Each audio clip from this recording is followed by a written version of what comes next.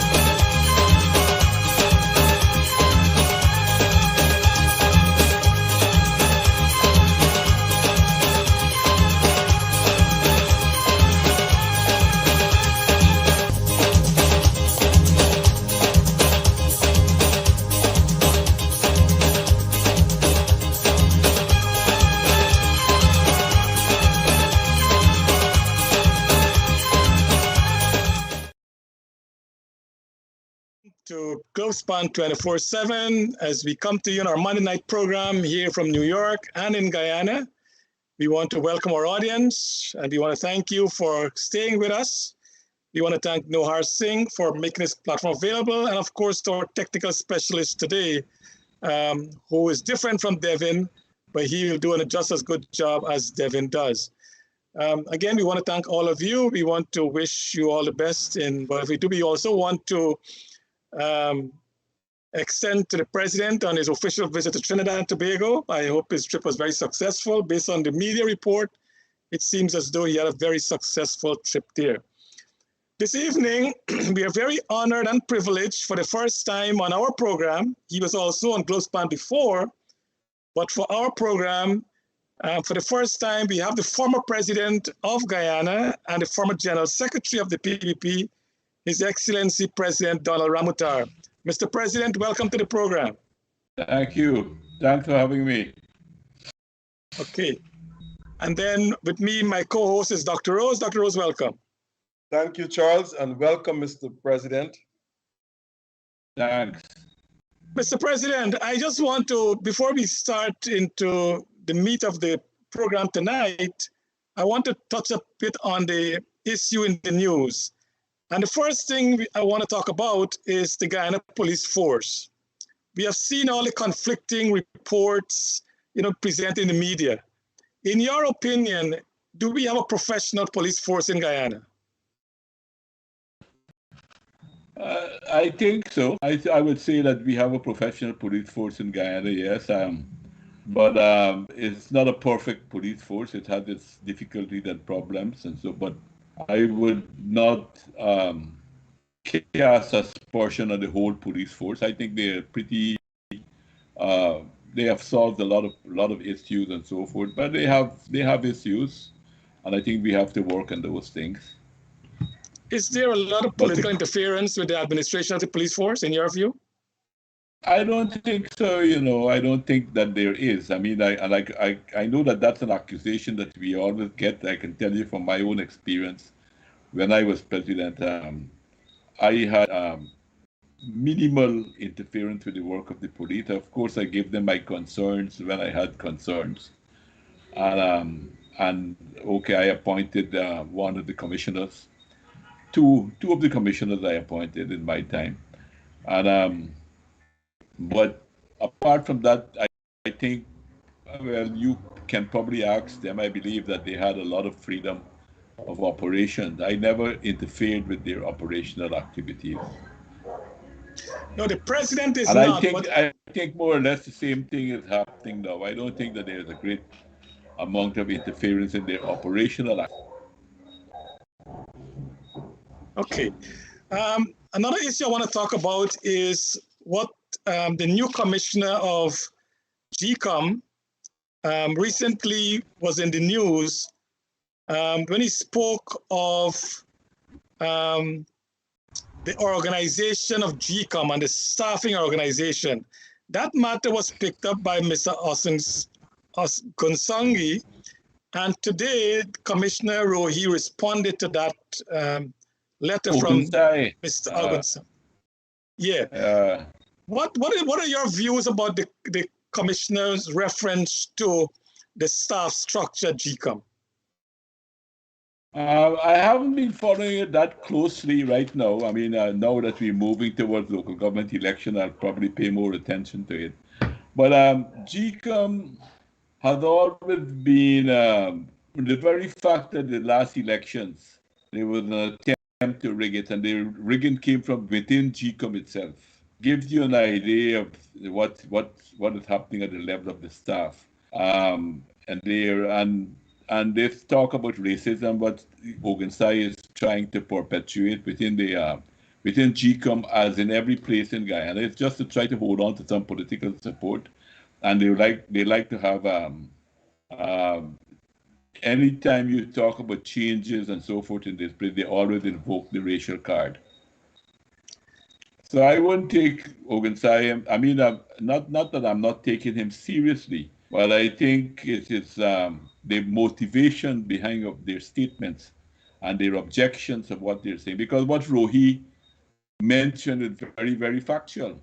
GECOM is such an important constitutional body that I believe that it ought to reflect more the composition of the population of the country. Well, Mr. President, do we only earmark GECOM for that? Before you answer. No. Wait, I mean, you know that a long struggle, one of the long struggle in this country was the whole question of the police force because of the experience of what happened in the 60s. And then the army itself, when the army was first formed, it was pretty well balanced. And when the PNC got into government, then they changed everything again. So no, it's not this concern. That's not the only concern. But if you recall, I don't know how much you were involved at the time, but if you remember the 1997 elections, the PNC and the WPA, they called on GECOM when the counting was going on and they recognized that they were losing. They called a strike, and 90% of the staff walked out, joined the strike in the 1997 elections. So that tells you why we will always have a concern, and we want to have professionalism in these bodies, but also we recognize that it should reflect the population of the country. And Mr. President, and you're totally correct, because I've been advocating, and a lot of others also, and I believe, and this is my view, and I think we need part of the constitutional change, and I will get to the constitution later on, is that every government agencies, whether it's a public service, and anyone who's paid from the treasury, every organization, whether it's a constitutional agency or the police force, the army, whoever it is, the public service, I believe there should be in our constitution that the composition of the staff should reflect the ethnic composition of our country in proportion to the ethnicity of the country. And I'm saying, unless we make it constitutional, a lot of times you'll come, oh, this is a race-baiting arrangement. It shouldn't be a race-baiting arrangement. It should be fair and equitable, that if you have 10% of the population, then you expect to have a representation of at least 10% in the governmental agencies. What are your views on that? I wouldn't stick to those figures dogmatically, because I think there are some historical developments too, so how some of these services develop. And so I wouldn't stick to it, but I still think that there is room for improvement in the composition. The main thing for me is professionalizing these bodies and giving everybody comfort within these bodies that the Elections Commission, the PPP, has more to worry about than anyone else, not because necessarily of the composition, but because of the action. I told you what happened in 1997. And I strongly believe it happened several other times where I know for a fact that in one election, I think it was the 2001 or the 2005 elections, the GECOM had to dismiss one of the staff, the head of the at Region 4, the RO for the head of Region 4. And when they went into his drawer and checked his drawer, there was a lot of applications for work in GECOM that never saw the light of day, and most of the names suggest that those persons were Indo-Guyanese. So it's the actions that you have to worry about, and I don't think we can cast aspersion on all Afro-Guyanese for that. But those who are doing these things, they have a purpose in mind. But I would not dogmatically say that you must have, if you must have 10%. That probably isn't ideal, but I would more push at least to have that it reflects the population in a better way and that they act professionally. My position is to professionalize it and give everyone comfort.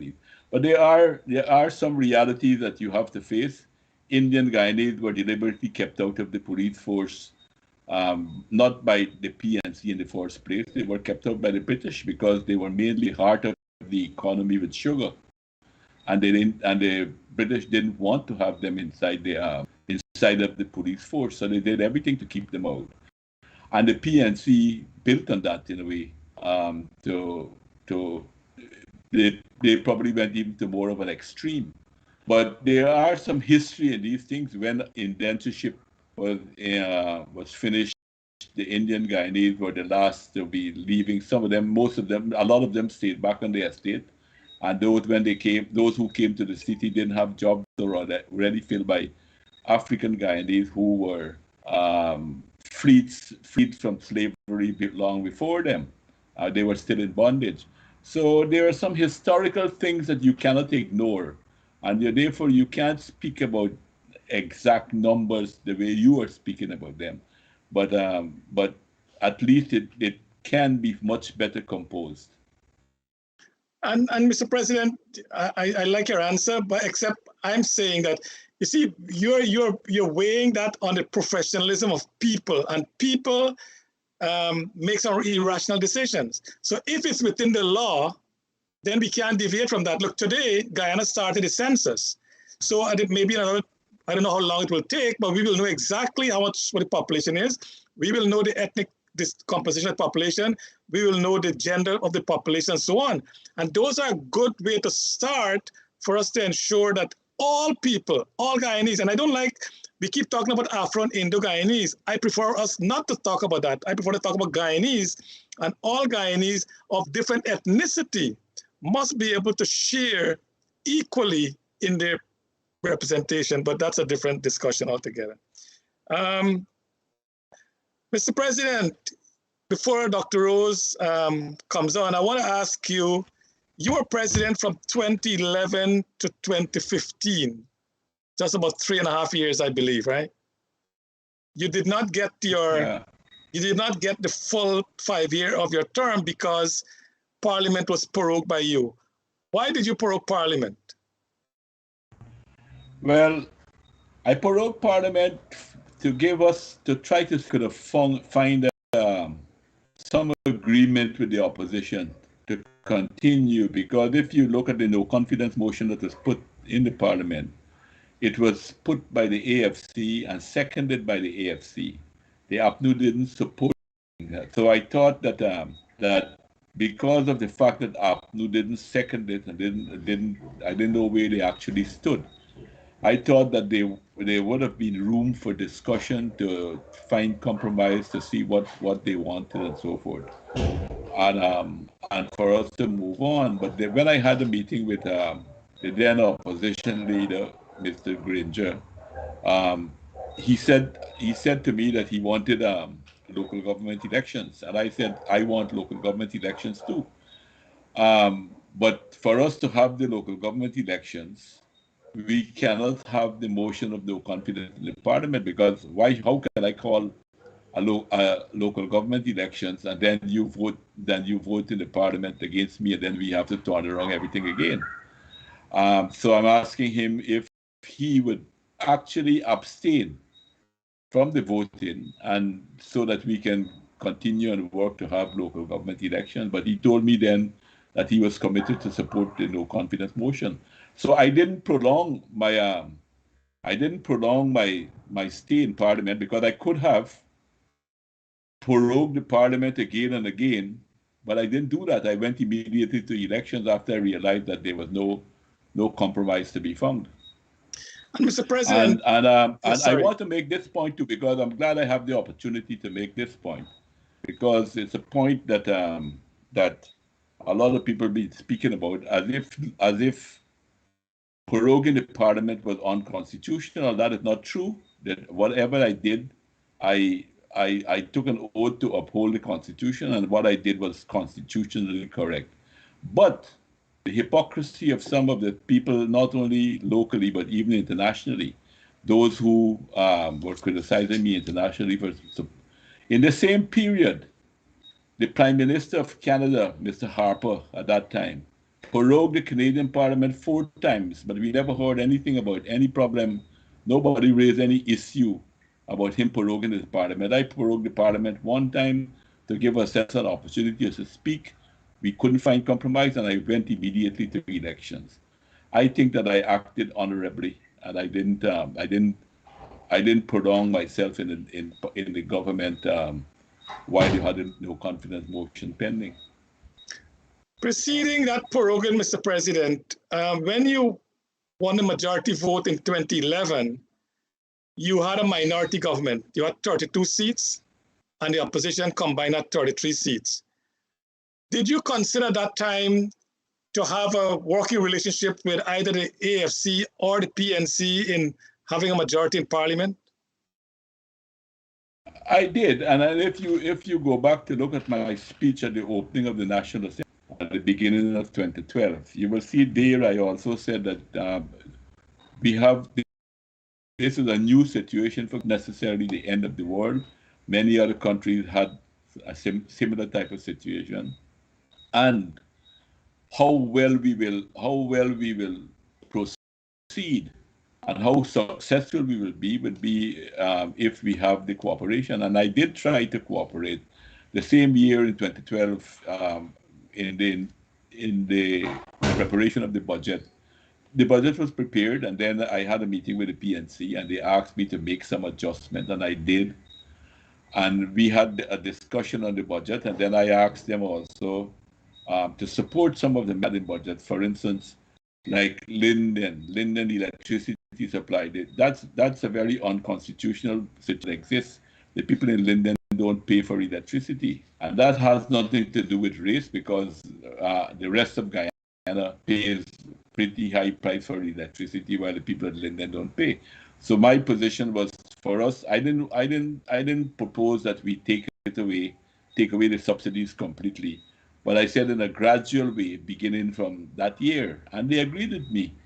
They agreed at the meeting that we had that they will do it. They will support me to begin the phasing out some of the unfair subsidies that one set of people in one geographical location was getting to the rest of Guyana.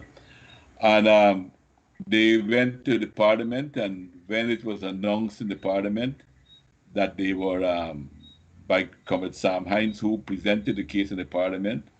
In fact, Comrade Sam Hines had written out his speech. He showed it to Mr. Granger to see if he captured our agreement correctly. And Granger thought it was okay, and Granger passed it on to Rupert Roopnarine, who was sitting next to him, and then they made minor changes, and Sam read that in the parliament. And lo and behold, before they ended, that they never had any agreement with us. So that set the stage where we hardly had anything to agree on because they were opposing every single thing in the country. And I think they used their one-seat majority in the National Assembly not to promote any kind of development within the country, but and not even to promote their own agenda, their own program that they had, whatever they had in their manifesto. But their main task was to damage the government as much as possible, because how else do you explain their opposition to the anti-money laundering bill? When they didn't have that one-seat majority in the National Assembly, they voted every year that it came up, voted it, and at the moment they had the one-seat majority, they opposed it. So their whole idea was to strike at the very heart of the economy or financial sector. So they were not in any way trying to compromise or looking for any type of compromise. And that is how I was managing the situation in a very tense type of. The same thing they did with the Amayala Falls. I gave them all the documents. Every single piece of document I gave them that we had on the Amayala Falls, including sensitive commercial issues. When you hear they talk about not having information, I made a presentation to them, had our technical staff making a presentation to them, both parties. Then at the end, I asked them if they had any questions. They had none. I said, okay, well, you're probably at a disadvantage, so take the documents, take it to whoever you want, to whatever technical people you want. And if you have questions later, come back and I will get the people to give you answers to these things. They never had any. So when the bill came up for a second time, they said they wanted to see the falls. We flew them. We took them with the GDF helicopter, flew them to the site, over the site, everything else. And most people thought that they were supporting it. Lo and behold, when it came down, they refused to support it, and that's why the investor, which was Blackstone, walked away from the project. Mr. President, that's the politics, right? Before Dr. Rose come on, did you I don't know if that's politics. I think they got politics and politics, because if you are doing things that will harm all the people of the country, because you're denying people, up to now, people pay still a high price for electricity in the country. If they had voted for Amida, we would be having very cheap electricity about at least about 4 years ago, 3 or 4 years ago. Yeah, I know. So I don't know if that is politics. I wouldn't say that is politics. If it's very destructive politics, if you want to call it politics. I agree with you. Mr. President, before Dr. Rose comes on, did you approach the AFC to be working with you in Parliament to carry through your agenda? Well, the PFC didn't give any indication that they were totally opposed to me. They were in opposition all the time to me. They sided with the PNC. they were collaborating with the PNC. The only discussion we had is just on the day, actually, when the parliament called for the first time when we had to elect a new speaker. They asked me to support them to support Moses Nagamutu as the Speaker of the National Assembly, and I told them no, I couldn't reward people who I believe had betrayed the PPP and betrayed the government. He had just left the PPP the same year, the same time. How could I have supported him to be the Speaker of the National Assembly? Okay. Dr. Rose? Good night again, Mr. President. I just want to touch on something that was published in yesterday's papers.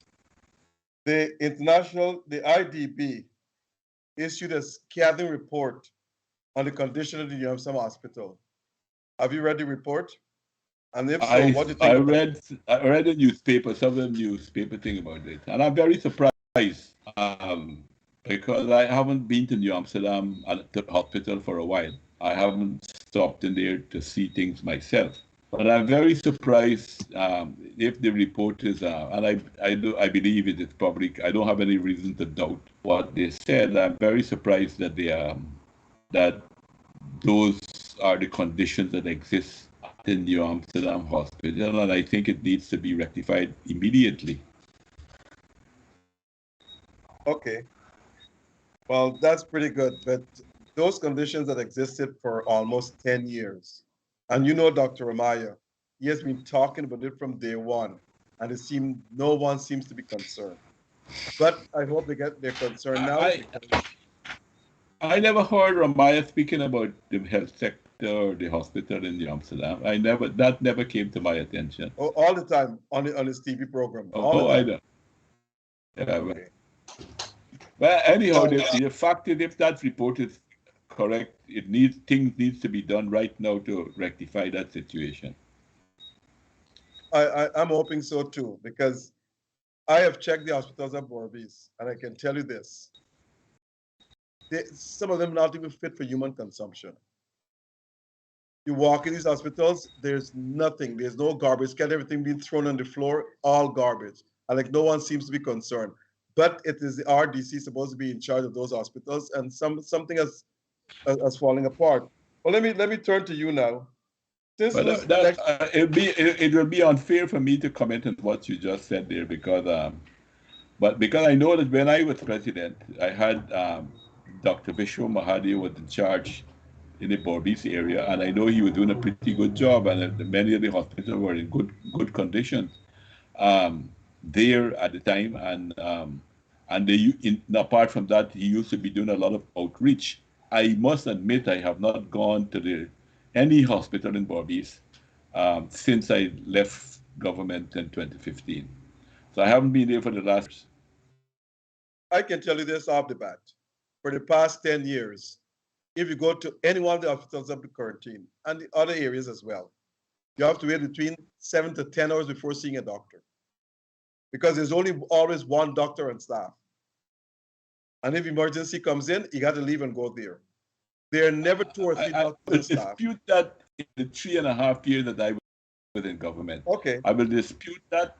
Maybe there would have been some exceptions. I'm not disagreeing with that. I had a very good administrator. I remember the guy who I put in New Amsterdam as the administrator was somebody I moved from the Georgetown. He died a few years ago. I moved him from Georgetown to go there, and I thought he was doing a very good job. And so generally, I don't know what happened. I think what we're looking at now is what happened in the last 5 years at the PNC, when the PNC was in government, that still needs to be rectified. That is going on right now, because it's not true. We had equipped a lot of these hospitals with a lot of the facilities that people didn't have before. They had it. Skeldon was upgraded. Port Morant was upgraded. All of those hospitals are upgraded. But I think everything ran down under the PNC time. And our boys, we have been tackling with COVID. We have been tackling other issues that we got into the government. So I think now they will have time to focus on some of these things. Mr. Ramotar, I'm not blaming parties. But as you said, you put someone there, but they will tell you everything is okay. It is No, best no, to go no. and ask the people on the ground and let them tell you what they have to face when they go to. But I'm not here to debate that, to be honest with you. I want to ask, since losing the election in 2015, you have actually retired to private life and moved away from mainstream politics, so to speak. How are you enjoying your life? Oh, well, um, I'm practically, put it this way, I can never leave politics. I could never leave politics. I could never be totally out of politics. I spent my whole adult life in the PPP. PPP when it was when I had the very minimal qualification to be a member of the PPP as soon as I turned 18 years, and I'm still a member of the PPP. So it's impossible for me to leave politics, to put it that way. But at this period of time, it's the first time I am doing what I want to do and not what I have to do. Put it that way. I mean, I'm not burdened with several responsibilities either from the party or the government. So some of the things that I'm doing are things that I always wanted to do. I must tell you, you look very much relaxed. I can tell you. Now, you came up the ranks through Chedi Jagan. How do you view Chedi Jagan, who is considered the father of the nation, leadership to today's leadership in the PEP? Can you give us some contrasting differences or similarities? Well, there were different eras. Cherry only had, when I came into the party, I joined the party in 1968. I was active since 1967 in the PYO. I joined the party officially in 1968. We were in opposition. So the Cherry's cannot be compared to anything now because he took us in a very difficult period of time. He held the party together. And after 8 years in the wilderness, we came back to government, which shows his genius, his leadership qualities, his style of leadership, everything. So that was one. And secondly, when we came to government in 1992, the 4 short years in the government, I think he did make a big it was under his leadership that the turnaround in the country actually started. But it was a totally different era. He never had the he never had this possibility as we're having now, being in government for such a long time. So I don't think that it would not be comparing oranges and oranges, because the conditions and the times were different. So it's hard to make a comparison. Okay, I've got a number of text messages here, and all coming from people with Indian names, but I don't know if they're PP supporters. And they're asking me to ask you this question, which I did not plan to ask you this question. They said that there are rumors that the PEP is divided between what they call the old folks or the old guards and the new leadership. Is there any truth to that? These are Not that questions I that would came say. It is true. It is true that a lot of the stalwarts of the party who were in the party for a long time, they are not now in any influential positions of the party. But that doesn't mean. I think it's probably a natural progression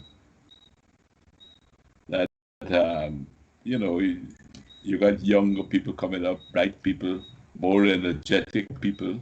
So you don't want to necessarily stay in the way, in that way. Okay. Well, these are questions that came from, as I said, I don't know these people, but I did not plan to ask that question because I don't go with rumors at all. In 2011, you had a minority government. In 2015, you lost the elections. In your opinion, can you pinpoint 4 reasons, main reasons why you think you lost the election in 2020, 2015? Just 4. I don't know if I need to give you 4 because from what we know now, I don't think I lost the elections. I think the elections were rigged in 2015 because some of the same methodology that was used in 2020 was used in 2015, but they were not challenged at the time. The same type of thing when they brought out spreadsheets instead of using the statements of poll. And then also the Region 4 RO couldn't be found. They were hiding. They didn't want recount of anything, ballots. We lost in Region 8 by 1 vote, 1 single vote, but they didn't want to recount the ballot in that region and so on and so forth. So I don't need to give you 4 reasons. But what I would say, despite the fact that I believe that both there was some manipulation with the staff at GECOM, we know the culprits that were caught red-handed in 2020. I think they did a lot of jiggery-pokery in 2011 and worse in 2015. But what is important to note that in 2011, the PPP increased its votes by quite a lot. I don't have the figures immediately in my mind, but that could be easily checked. The amount of votes that we received in 2015 was significantly more than we received in 2011.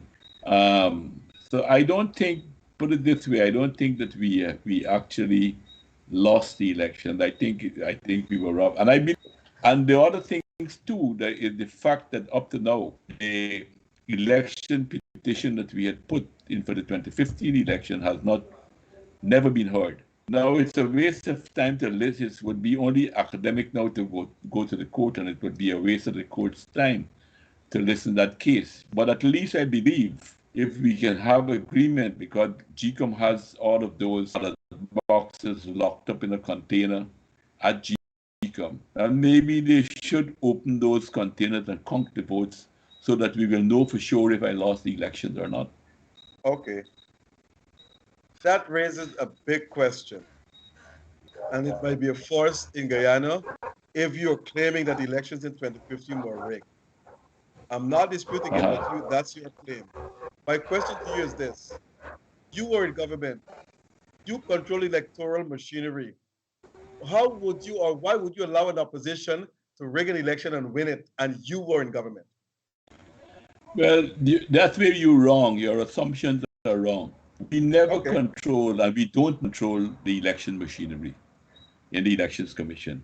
The PPP never controlled the Elections Commission, nor at the moment do we control the Elections Commission. The Elections Commission, you remember the changes that took place in the Elections Commission took place in 1992 when there was a different formula, the Carter formula and so forth came. But it's the same staff that we were carrying all along. PPP didn't carry any witch hunt to remove anybody and to put PPP people in place and so forth. So it's a mistake. Your fundamental assumption is wrong when you say that the PPP control the election machinery. The PPP never controlled the election machinery. The election machinery, the Elections Commission is a constitutional and independent body. To say that the PPP control the Elections Commission would be misleading people. Okay. Mr. President, the Carter formula came in 1992. And my understanding, it was meant for 1 year or 1 term. But the PPP was there for 23 years. And APNU came in and spent 5 years. And none of the parties actually saw the rationale or the reason to amend, make changes, or bring something up to replace the Carter formula. We're still using that, and it's 30 years old.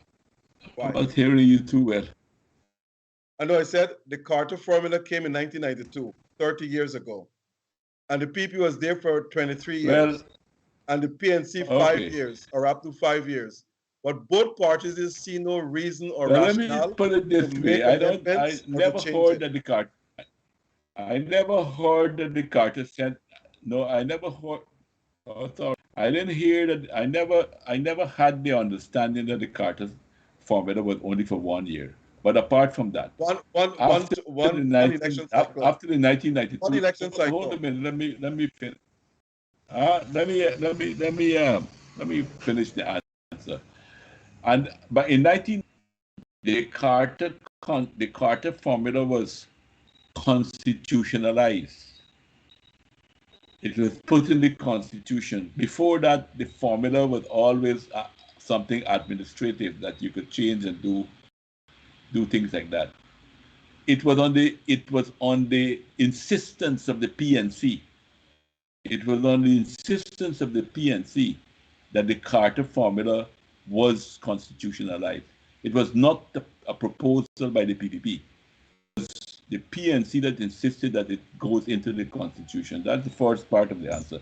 The second part of the answer, I think you're just being carried away by some of the popular arguments that you hear people talking about and so forth. But the Carter formula, in my mind, is what actually saved the last election. It wasn't the election was not the fault of the Carter Center that you had rigging of the elections in attempt to rig the elections in 2020. It was administrative. There was nothing wrong politically with that. And if you didn't have strong political people there, then the PNC might have very well succeeded in stealing the elections. So I don't think that I'm not saying that the Carter formula should be in. At the moment, I don't see the concern that you're raising as being very, very fundamental, because the Carter formula has in no way, at no election, ever prevented free and fair elections in the country. In fact, I believe it was important in 92 to now to guarantee some fairness, even though the PNC probably had I told you in 1997, 90% of the staff walked out with them when they called a strike.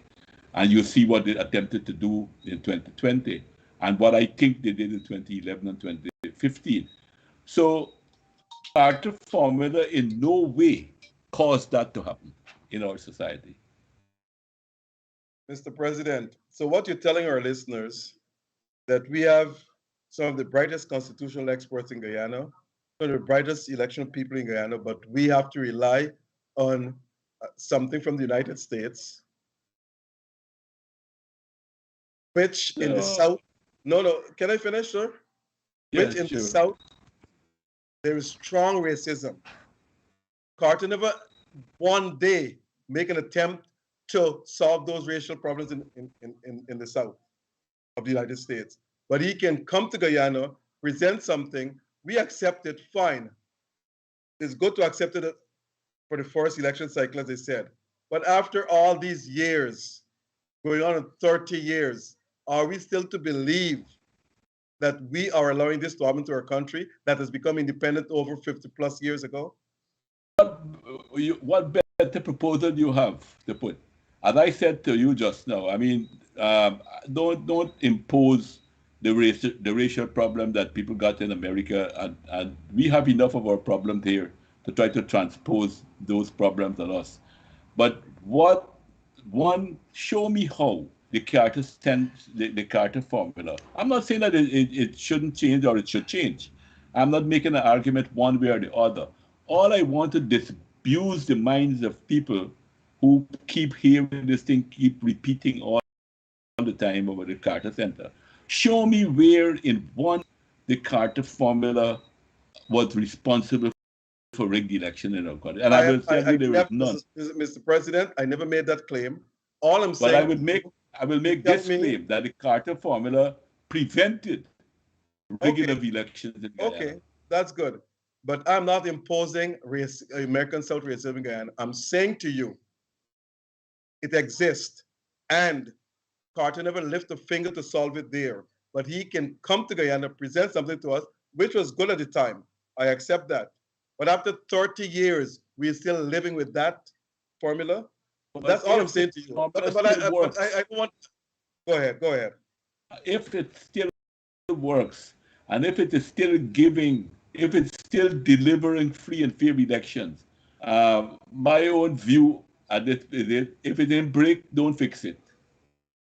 Okay. Do you think we'll have local government elections this year? I think it's possible. I believe my own view is that looking at the timelines that you have, I think it's pretty tight. But probably with hard work, it could be done. If not, it could be very early in the new year. Not much different. I don't know for sure. I don't know. I'm not in the center of things like I used to be before. But using my experience from the past, I think it's pretty tight to get it done this year. It's not impossible, but it's going to be very, very tight. Or if not, I think it could go to very early next year without causing any problem. Do you think we had a good oil contract?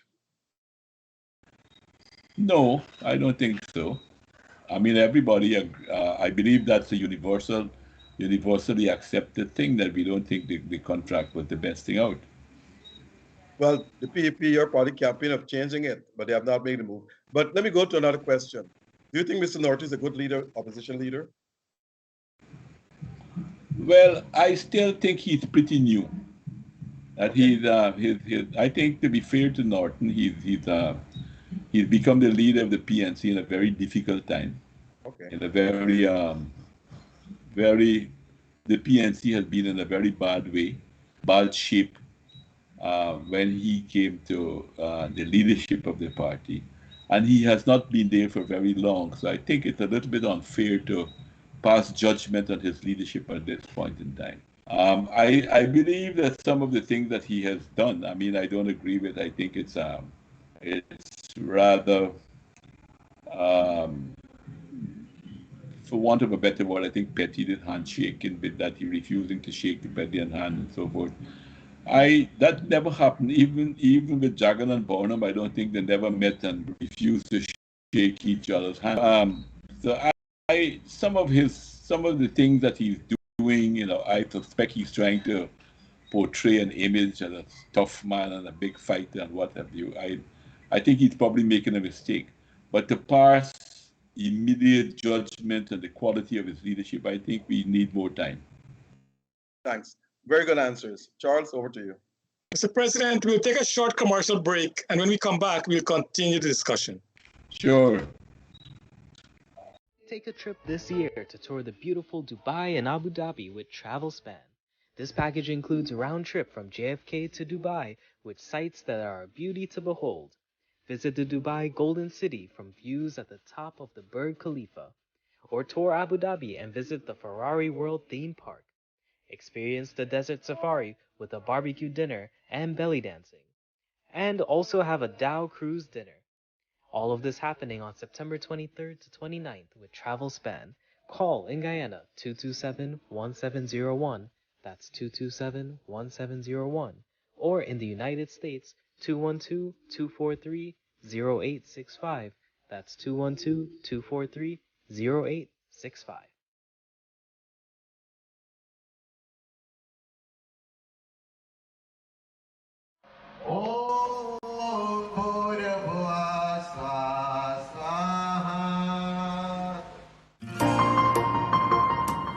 Is when this wedding got done? Right now my belly burning for the 7 curry. But them fancy people just call it vegetarian food. I just call it 7 curry.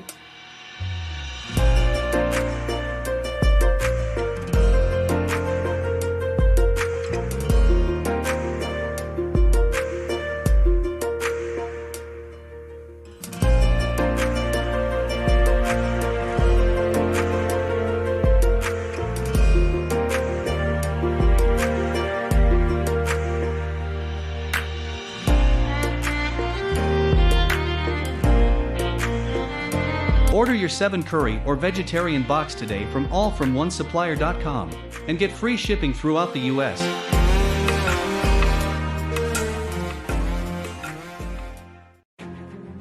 Looking for a reliable contractor?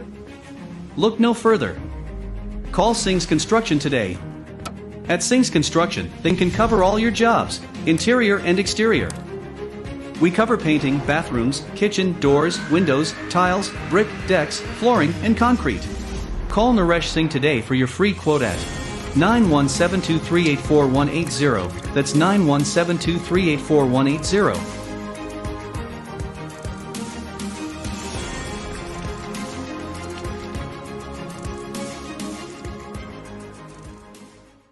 Folks, the Nest Restaurant is the place to dine for Guyanese and Caribbean dishes. It is the best restaurant in Queens, the staff is courteous, and Dave the owner is always there to welcome you.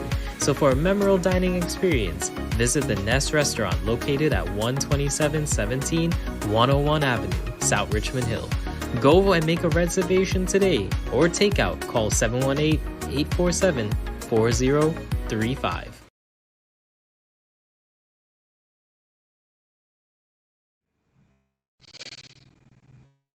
Welcome back to our audience as we continue the discussion this evening on the politics of the PPPC, APNUAFC, third parties, the oil resources, and economic development. And with us, of course, to help us along is the former president of Guyana, His Excellency, Mr. Donald Ramotar. Mr. President, how would you rate your presidency from 2011 to 2015? If you were to grade it from 1 to 10, 10 being the highest, what would you grade yourself?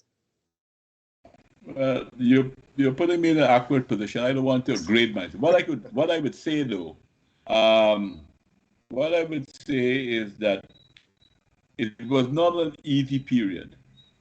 It was a difficult period because I had an opposition that was determined to sabotage every single measure that would bring benefit to the people. I think they were working on the basis of if they can get things bad, like if they can make things bad, that it will be better for them.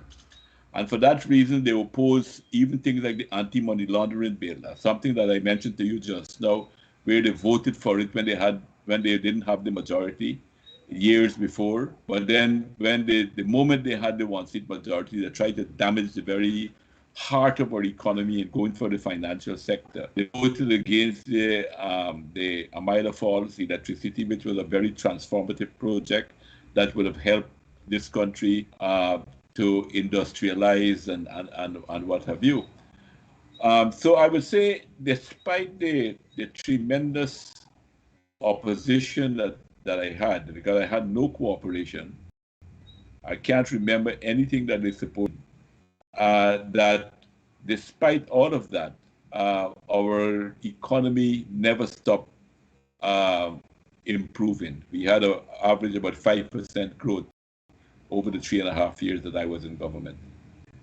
So I would say that it was not easy, but it was still rewarding in some ways that we kept the economy going and our people's conditions did not deteriorate despite the awkward political situation that we were in. Okay, let me put it the other way around. Can you identify any transformative project during your presidency that was implemented in Guyana? Well, a lot of the stuff that actually came on stream were things that we had started with the PPPC government started. The Marriott Hotel was constructed under me. The sod was torn by President before he left office. But the whole construction from the beginning, laying the foundations right up to the end, it was done under us. And there are many other private initiatives that were taken that expanded the economy, developed it. The sugar industry, by the way, it had gone through a bad patch in time, but by the time I left government, it was doing it was beginning to pick up, it was beginning to turn around. If you remember in 2015, Skeldon had actually surpassed its target, and that to me was a very, very important thing to have the sugar industry to be revitalized. The PNC actually began the destruction of it, and now it's being finished off by the type of management we have there. But I would say that was a big thing. The industry was definitely on its way back. Under me, it had reached, in fact, it did so well in 2015 that the PNC, although they only had one crop, they tried to claim it as a big victory for the change of the government. They didn't plant a stock cane at that time. Mr. President, if I heard you a minute ago, you said the current management is draining it as well. Are you not satisfied that we have a good management there? Oh no, I mean, let the figures speak for themselves. Look at what the production was in 2020 and what it is now, and when you take into consideration how much money is pumped into it, then you can see it as an abysmal failure. But Mr. President, we never had that rainfall. We had that flooded most of the field at Albion. I mean, and Albion is, as you know, is the largest sugar estate in the country, and the flood devastated that. That's an excuse. We had that in 2004, 2005, and 2006. You remember the 2005 floods? In fact, that's when I grew a beard, because my house even was so flooded for such a long time that I grew a beard in 2005. So what you're saying is a mere excuse. Okay. Mr. President, how would you rank your stewardship as president compared to presidents that precede you and those that succeeded you? Well, I don't think it's, again, it's very difficult to make these things. I mean, President Jagan was there for 12 years. And in the period of time that he was there, he had a majority in the parliament. Dr. Jagan was for 4 years. He also had a majority. Mrs. Jagan had a very short time, and because of ill health, she had to. So I had a unique. It's hard to make comparison because we all had different circumstances to deal with, and the circumstances that I had to deal with, no one else had to deal with that. We'll have a minority in the parliament, and I said, despite the fact that they were voting against Amerindian development goals, we still moved ahead. We still trained a lot of Amerindians. We developed Amerindian capacity. We have Amerindian engineers, lawyers, what have you. Our country was definitely moving forward. But I will be the first to admit that it was not an easy period. It was a period that I had absolutely no. And I mentioned to you, the PNC, when they didn't have the majority in the parliament, they cooperated. They voted for the anti-money laundering bill, and they supported things that what they had to support when because they didn't have the majority. But the moment they had the majority, you saw their destructive nature coming on stream. And even when they got in government, with the one-seat majority that they had, they destroyed the sugar industry. They destroyed almost everything in the society. Mr. President, so to make comparisons, I think it's. I don't think it's. It will serve us any good stead to when you. Yeah, and you're right, because also you had your stint was very short because of the. The threat of the no confidence vote. But if you were to do it all over again, what would you have done differently? Well, there's not, from my point of view, from looking at it from my point of view, I really can't, it's very difficult to answer your question because it wasn't me who was acting alone, that everything was, all the levers were in my hands, that I could do what I want. As I mentioned to you just now, every budget that we brought, it was a fight in the parliament. They were voting against salaries of people, voting. It was extremely difficult to manage the immediately after budgets were because they didn't vote for salaries for some people. They didn't vote for all type of things. So it was.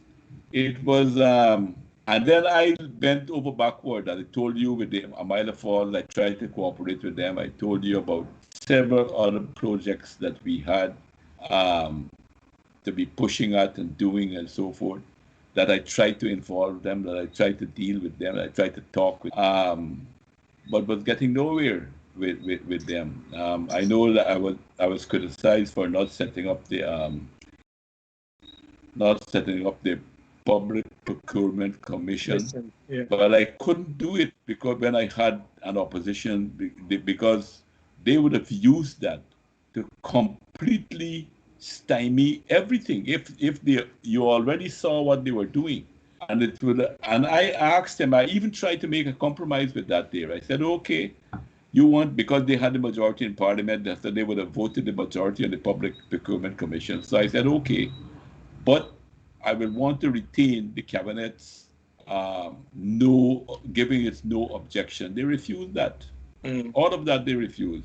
So every compromise that I tried to make, I didn't have, put it this way, I didn't have a partner opposite me who was willing to try to work to push the country forward. But Mr. President, their objective was to destroy the economy. But Mr. President, you know politics is the art of negotiation. Recently here in the US, as you know, Senator Manchin, who was against some of the policies of the Democrat, he voted in favor and the bill was passed to talk about this Inflation Reduction Bill.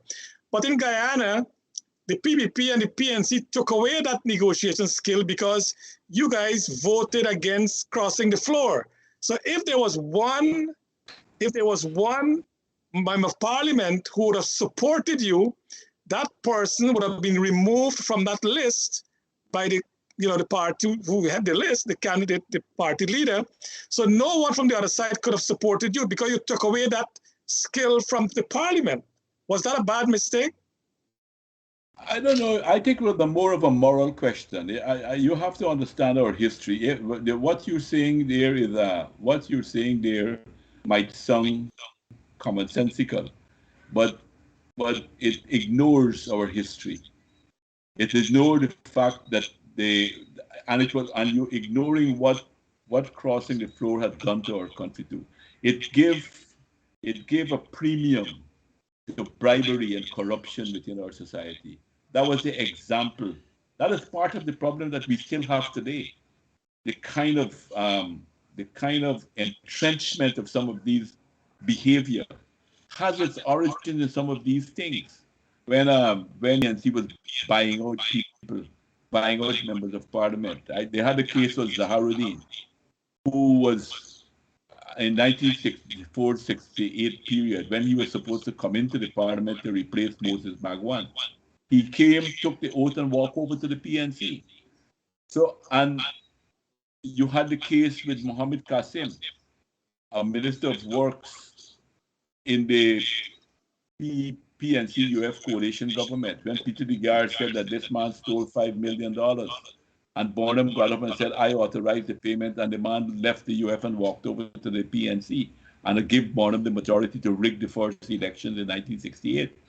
So to me, it's more complex than you're saying.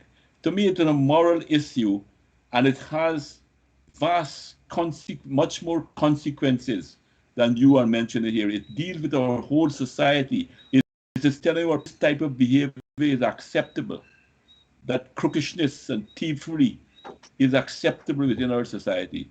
And that is why I believe that if you got elections on a party's ticket, then, and if you don't agree with the party, leave the party.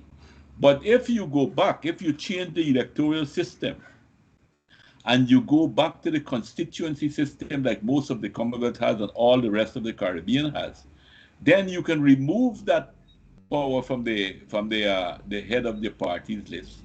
And that power can reside in the constituency where the people by 30% signature can recall a member of parliament if they are not satisfied with him. The moment, once we have this list system, I think it's a moral issue. And I'm glad you mentioned, Mr. President, because I want to talk about the Constitution, but you mentioned it, so let's talk about it now, if you don't mind. Why do you support that we should have a new Constitution? Well, we do have a new Constitution, but to say that the Constitution that we are working with is the Bonham Constitution is another misrepresentation. In the period of 1997 to 20, let me give you back the history of it again. When the PNC had moved put the 1980 Constitution in place, we were opposed fundamentally to one particular aspect of the Bonham Constitution. And that was the aspect of the Constitution where a president could not have been impeached.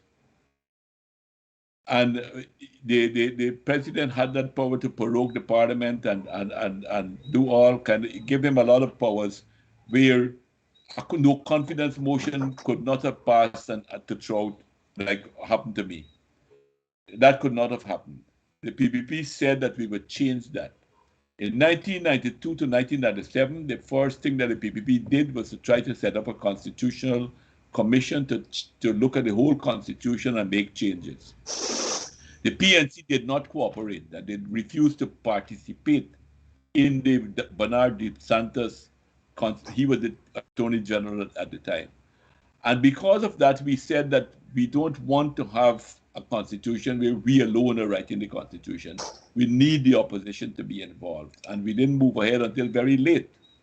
And when they decided to come on board to join the Constituent Assembly, it was too late. We started to do some work. Some work was done, but not enough. Mr. President, thanks for the explanation, but I want to move on if you don't mind. Why didn't then the PPP have what Burnham did in 78, a referendum to have a new constitution body set up to rewrite the constitution? Let me put it this way. The changes that were made in 1997 were very profound changes. That is why I'm telling you that I think I am not of the view that it's the same constitution as some people say. The only reason we didn't go to the only reason that we did not go to a referendum, but you mentioned, there was only one clause to go to the referendum with. And that was when we agreed that all the parties agreed that the country's name should change from being the Cooperative Republic of Guyana, because it represents nothing, we hardly have any cooperatives, to just the Republic of Guyana. But to do that, we had to go to a referendum, and we didn't think it was worth it, the expense, the money to be paid and everything, that it was worth it. Just for that purpose, because that was the only thing. But the other rest of the changes, more than 200 and something changes were made to the Constitution. I know, but the change that was fundamental to our country was not changed. The party with the most votes win the presidency. So but Mr. President, hold on. When the Indian Guyanese meet on the bottom house and they say, you can vote for those people, you gotta come and support the PP because we get the presidency. They go to the PNC areas, they go to their bottom house and they say the same thing, you vote for those people. So this article of 172 that says the party with the most vote win the presidency cements racial voting, and that will never stop if that article is not changed. No, that's not what that is not what has the racial problem in voting. And let me mention that, because what you're doing there is repeating a nonsense that has been going on for too long. The PPP has never succumbed to racial politics. It is true that the majority of people who support the PPP are Indo-Guyanese, but the PPP has never had not a single policy that you can point to say that the PPP has racial politics. And let me make this point to you.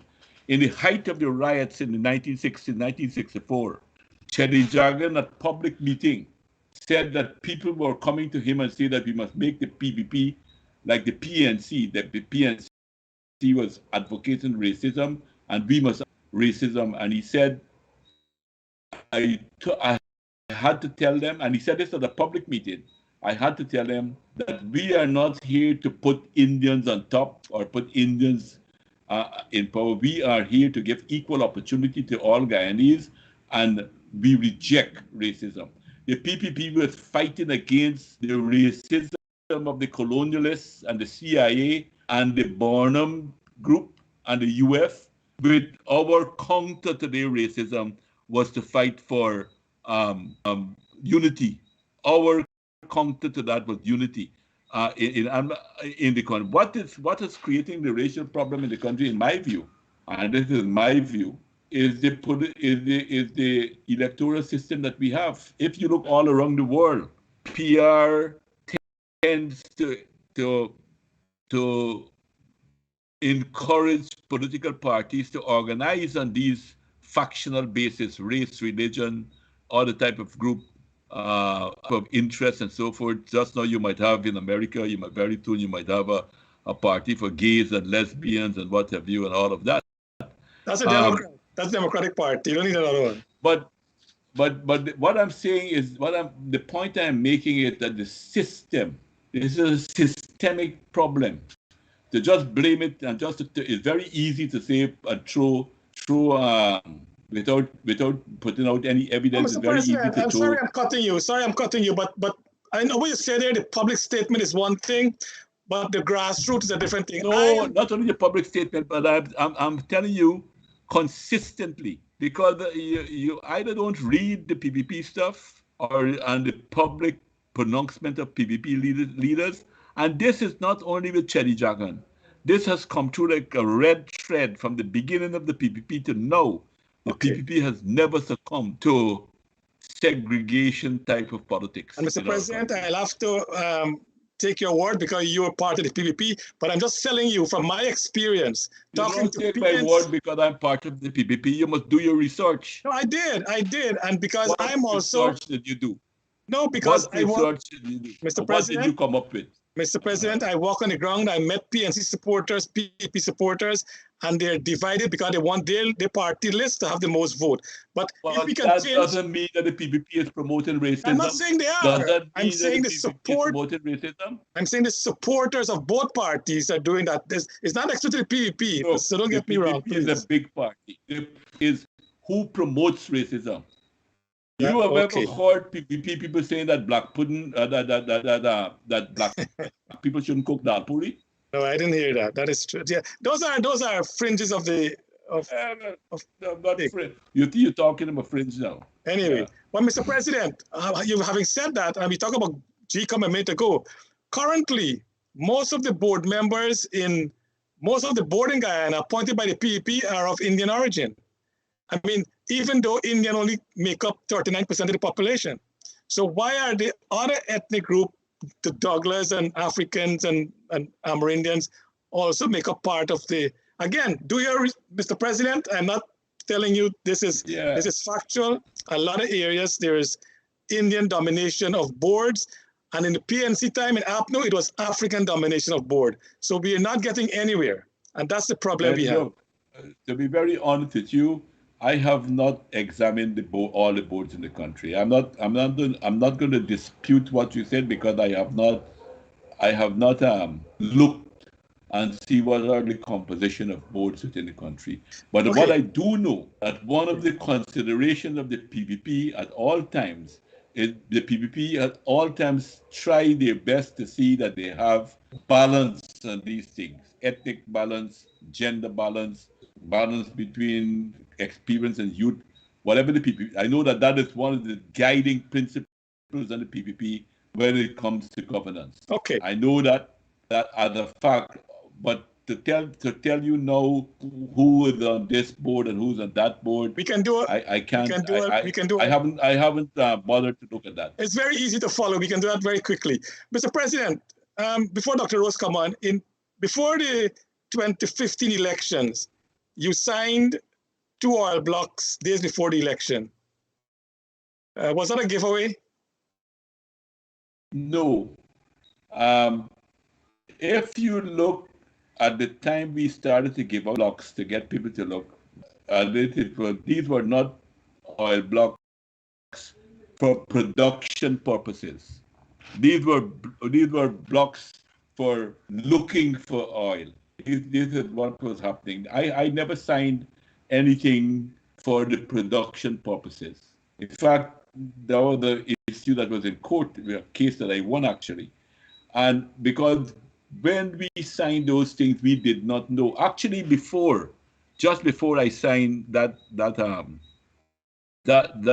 agreements, Shell walked away, sold their shares to ExxonMobil for $1 because they didn't think that they would find anything there.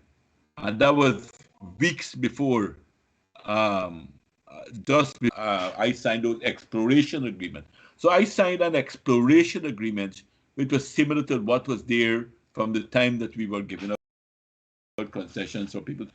So when there are reports that it's a production, it's an exploration production agreement, that is incorrect. It was an exploration, it was not a production agreement. I could not sign a production agreement because we didn't find oil.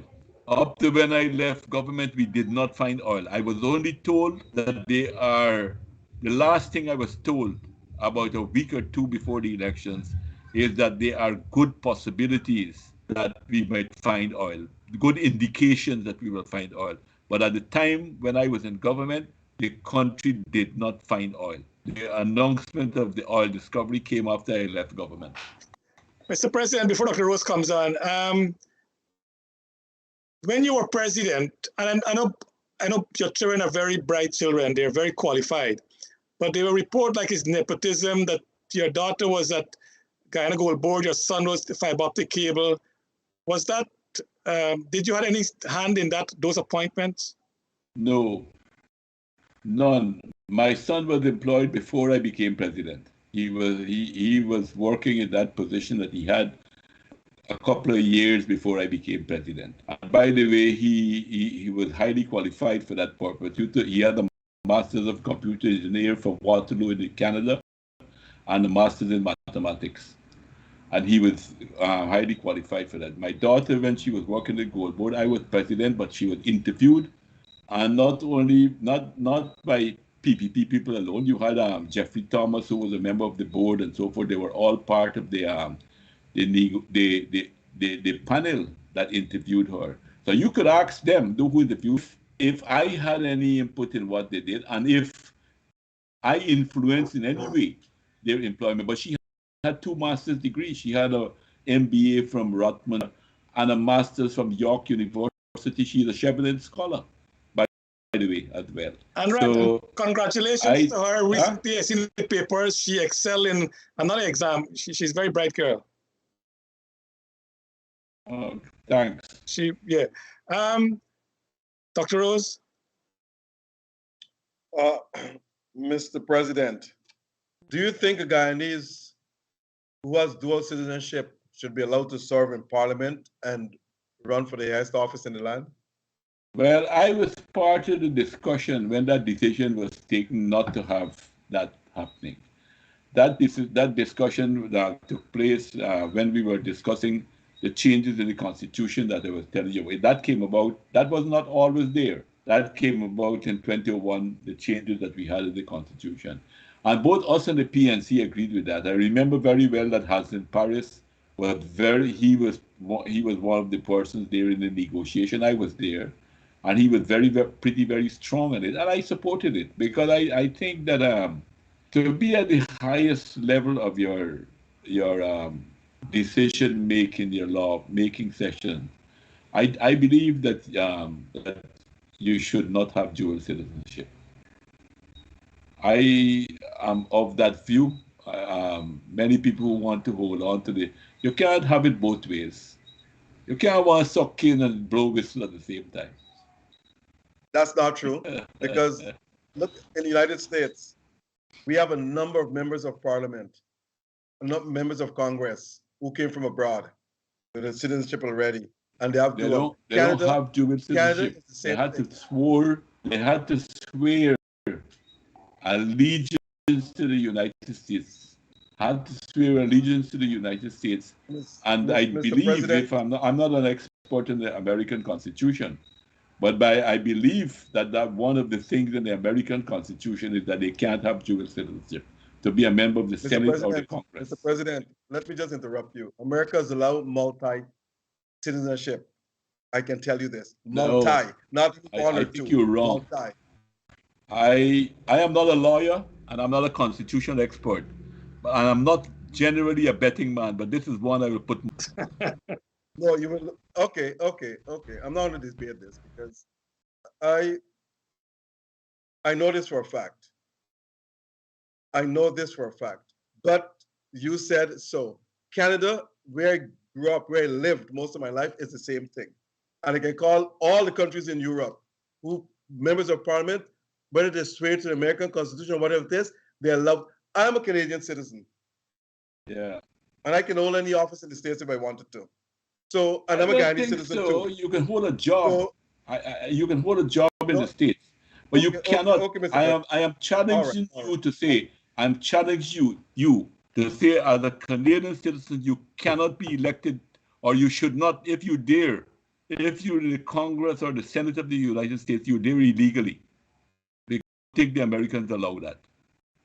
nobody's speaking illegally. If you're a citizen of another country, they have a number of people who are citizens of other countries and are in Congress and in the Senate and in all state assemblies. Anyway, Mr. President, Dr. Rose, I will not Dr. go Rose, I further know that because, you live in America and you probably should know it, but I believe you should check your facts.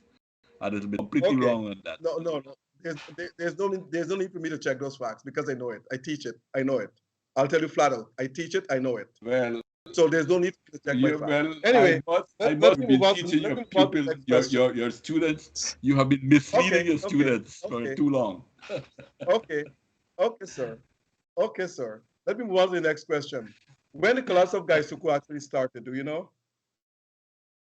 Yes, The collapse of Gaisuku, when it started? a while back. What year? It started when the European Union. Like what year? It started when Australia, Brazil took a case to the World Trade Organization to challenge the European Union that illegal to give concessions, price concessions to the ACP countries, African, Caribbean, and Pacific countries, with the sugar protocol that they had.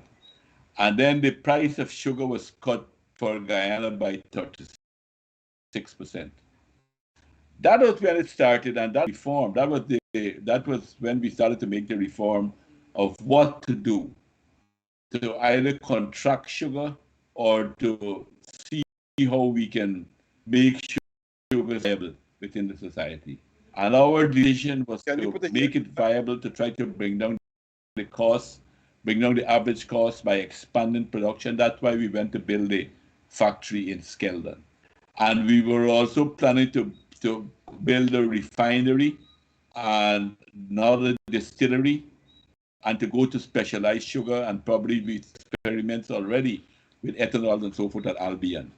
So we were taking measures, and then we had the packaging of sugar and all of that we were doing, and all of that to compensate for the loss of the money that we had from the European Union. And I dare say, even though it was difficult and we had a lot of problems, I dare say that we were making big strides. By 2015, when we left office, there was very, very clear sign that the industry was turning around. And our plan that we had was that by 2017, we would have been breaking even. And by 2018, we would have been in the black. So, okay, but what year Gaisuku actually started to collapse? Could you put a year on it?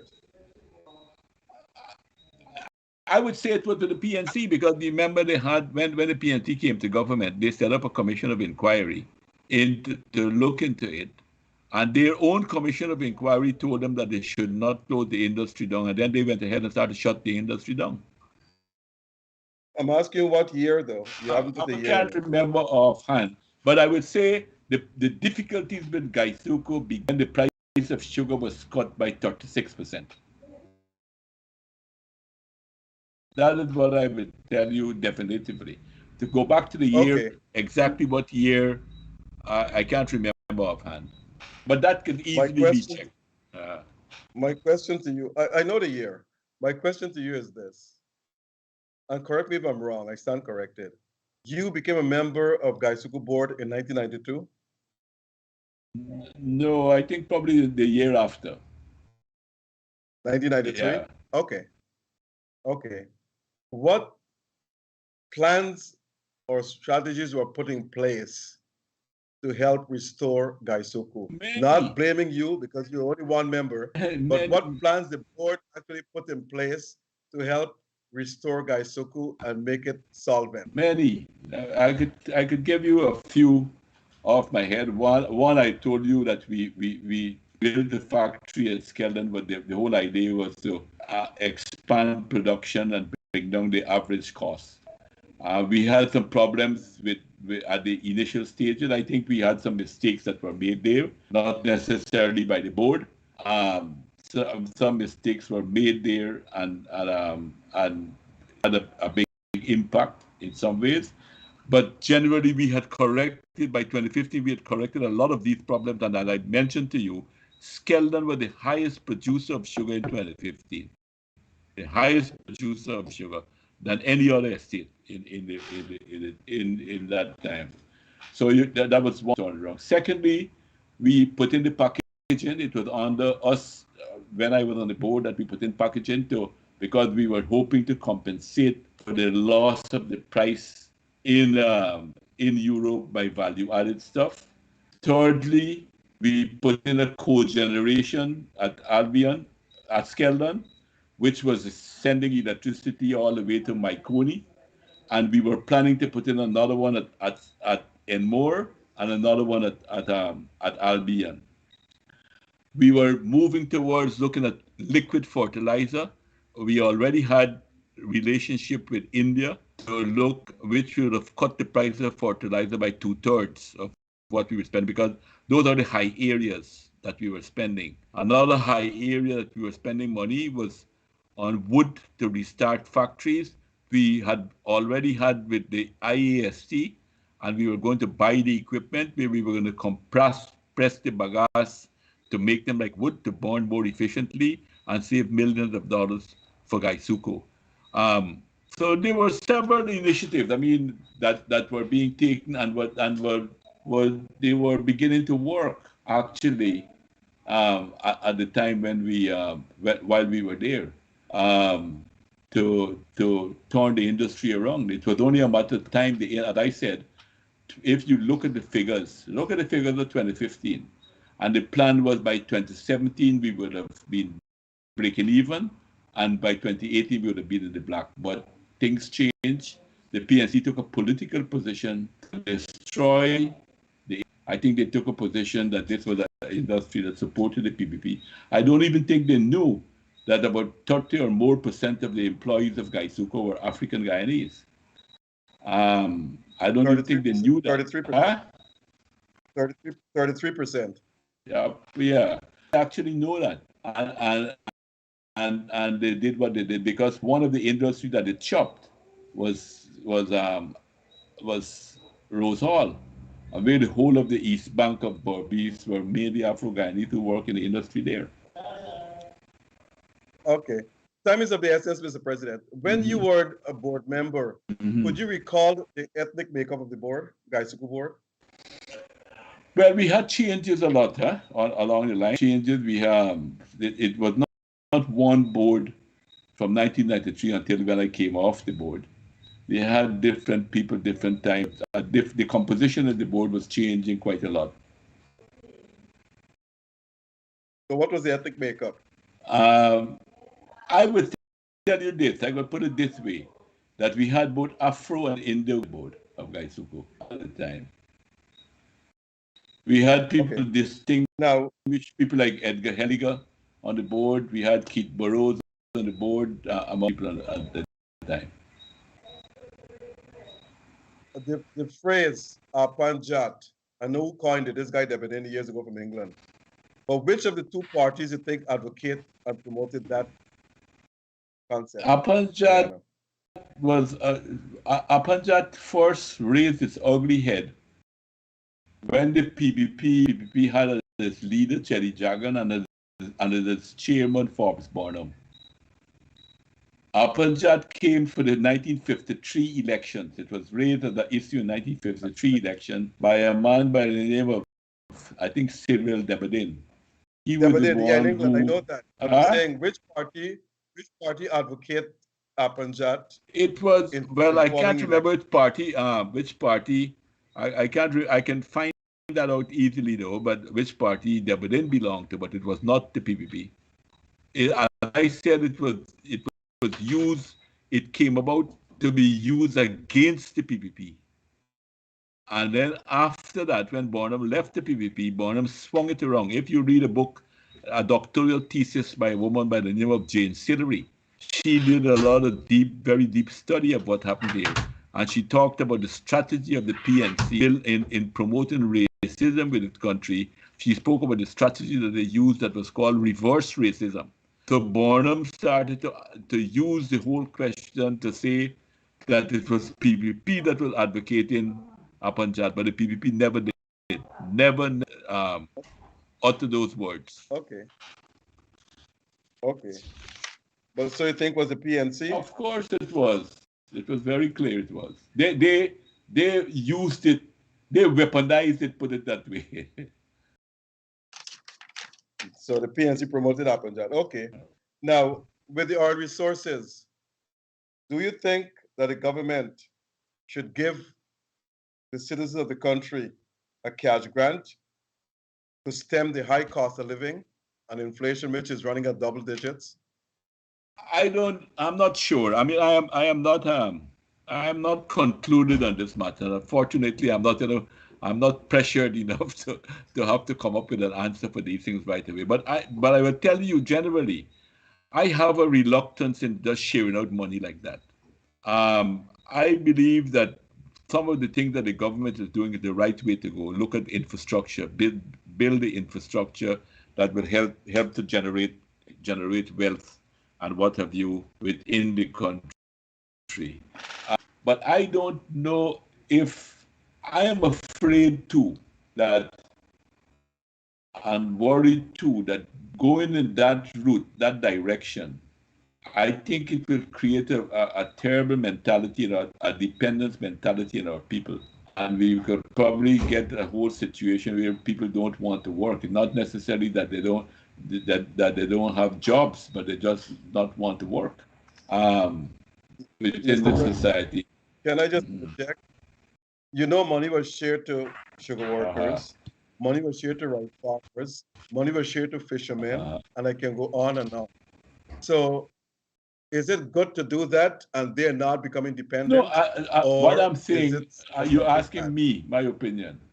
You asked me my opinion, and I told you what is my position. I believe that probably a lot more money could go into DNI, but some of these things, like the sugar workers, who have been thrown out of jobs, who have not found alternative and so forth, for them, and it is very clear it's not only one section of the sugar workers are getting. All the sugar workers who have been affected have been getting this money, and as I said, it's a misconception that a lot of people got when you talk about sugar workers. I'm not saying one section. I'm saying sugar workers in general, Indians and blacks. I'm calling it as I see it. I'm not saying Indians got it or blacks got it. I think what they need, I think what the sugar industry needs, it needs help, and the government is trying to give them help, but I really think it needs better management. That is what I think it needs to come out, and that is where the government could be. I think they should change the management and put the money to get the industry viable again. No, but I wasn't talking about the sugar industry, though. I'm talking about some section. The sugar, okay. What other folks, I'll put it this way, what other folks suffered? I know that the government gave out a lot of money to Kwakwani when they had floods. They helped Kwakwani. They're helping the interior people who had floods. So it's a general policy of the government to try to help people who are in distress, and that is where the money is going. It's not going because the government is looking for its supporters to give the money to. It's going to Mr. President. I don't know if I would have been defensive, President. I am not saying that. I'm saying if the government could give money to these people, why can't they give to offset cost of living? I've never mentioned that the government is giving to its supporters. Let me tell you what the government has done to help with the cost of living. They remove taxes and duties on more than 100 items that people consume every day. No VAT, no taxes on many basic food items. They remove on the oil. They took away VAT, they took away the excise tax to keep the fuel prices stable. They subsidize vulnerable people like pensioners with water, with electricity, and this is general. And there are several measures like that the government has been doing.